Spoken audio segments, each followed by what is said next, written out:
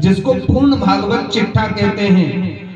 अगर किसी व्यक्ति ने 7 दिन पर्यंत भागवत कथा श्रवण करने आया और वो पूरी कथा नहीं सुन पाया, अगर वो पूर्ण भागवत चिट्ठा भी सुन लेता है तो भी संपूर्ण भागवत श्रवण करने का फल उसको मिलता है।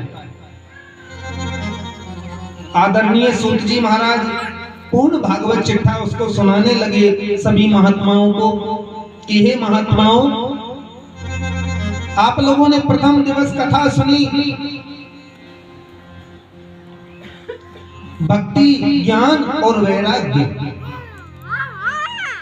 भागवत के माध्यम में बताया गया। भक्ति माता के उपाख्यान के द्वारा भागवत की कथा श्रवण मात्र से ही मन में भक्ति उत्पन्न होती है, मन के सोए हुए ज्ञान वैराग्य जाग जाते हैं।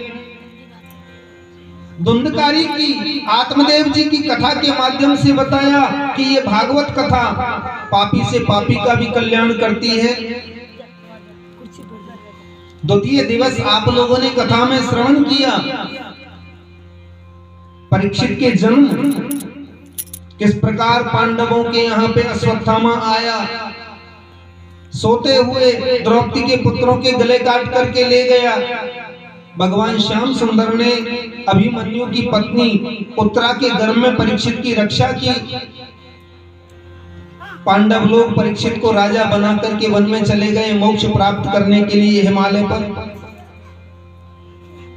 सुखदेव जी के जन्म की कथा आप लोगों ने श्रवण की, सृष्टि का वर्णन किया। प्रियव्रत उत्तानपाद ध्रुव जी की कथा आप लोगों ने श्रवण की।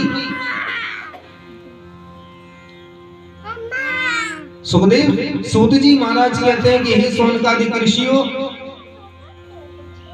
जड़ भरत उपाख्यान, अजामिनोपाख्यान, गजेंद्र मोक्ष,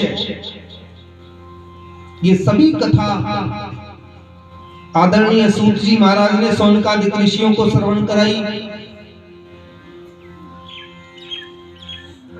भगवान के कपिल अवतार, वामन अवतार, मत्स्य अवतार, नरसिंह अवतार, ये सभी अवतारों की कथा आप लोगों ने श्रवण की। सूर्य वंश की कथा श्रवण कराते हुए भगवान राम अवतार, परशुराम अवतार की कथा आप लोगों ने श्रवण की। यदुवंश की कथा श्रवण कराते हुए भगवान ने यदुवंश में अवतार लिया, कृष्ण के रूप में, बलराम जी के रूप में भगवान की बाल लीलाएं आपने श्रवण की, माखन चोरी लीलाएं आपने श्रवण की। गिरिराज गोवर्धन धारी लीला का वर्णन मैंने आप लोगों को श्रवण कराया। दुराचारी कंस का उद्धार, सल तोसल चाणूर मुष्टिक जरासंध वध, ये सभी कथा आप लोगों ने श्रवण की। महाराज का वर्णन श्रवण किया। भगवान मथुरा लीला करते हुए द्वारिका में पहुंचे। द्वारिका में जो भी भगवान ने लीलाएं की, माता रुक्मिणी के साथ में विवाह, 16,108 कन्याओं के साथ में विवाह, शिशुपाल, दंतवक्र आदि सभी राक्षसों का वध, भगवान ने किस प्रकार पृथ्वी से भार को हटाया, अपने पिता वसुदेव जी का उद्धार, मैया यशोदा और नंद बाबा का द्वारिका आना और माता यशोदा का और कन्हैया का करुण विलाप आप लोगों ने श्रवण किया। परीक्षित के मोक्ष की, कलयुग के धर्मों की कथा मैंने आप लोगों को श्रवण कराई और अंत में परीक्षित का मोक्ष हुआ। हे महात्माओं, अब तुम मुझसे और क्या सुनना चाहते हो? तो शौनकादिक ऋषि कहने लगे, बोले महाराज बस अब हम तो यही सुनना चाहते हैं कि हम क्या करें इस कलयुग में। तो सूत जी महाराज ने कहा कि जो भी मैंने ये ज्ञान भागवत का दिया है, ये भागवत का ज्ञान सभी जनमानस के अंदर इसका प्रचार करो। भगवान की कथाओं को सुनाओ। व्यास गद्दी पे कौन बैठे हुए थे? सूत जी महाराज। और कथा किनको सुना रहे थे? सौनकादिक ऋषियों को। और उन्हीं सौनकादिक ऋषियों ने इस कलयुग में जन्म लेकर के जो व्यास गद्दी पर बैठ करके व्यास जी महाराज कथा सुनाते हैं, ये किसी ना किसी ऋषि के अंश होते हैं। नहीं, इस व्यास गद्दी पे बैठ करके हर एक व्यक्ति कथा नहीं सुना सकता। हर किसी को व्यास गद्दी पर बैठने का अधिकार ही नहीं है,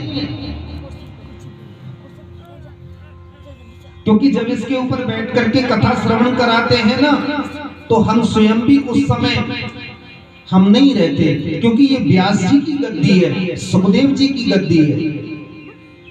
उस समय सुखदेव जी हमारे मस्तिष्क पर विराजमान रहते हैं, हमारी वाणी पर सुखदेव जी का आशीर्वाद रहता है और वो ही कथा सुनाते हैं।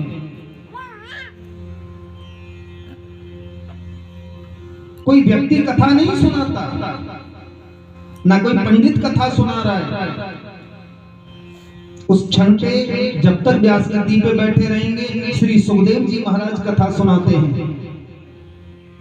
और आप लोगों ने सुखदेव जी के माध्यम से ही कथा को श्रवण किया है। बहुत बहुत धन्यवाद आप सबके लिए कि 7 दिन का समय आप लोगों ने निकाला और इस कथा के माध्यम से 7 दिन तक आपने अपने कानों में भगवान की कथा श्रवण की, अपने मुख से भगवान का कीर्तन भी गाया। और भागवत में लिखा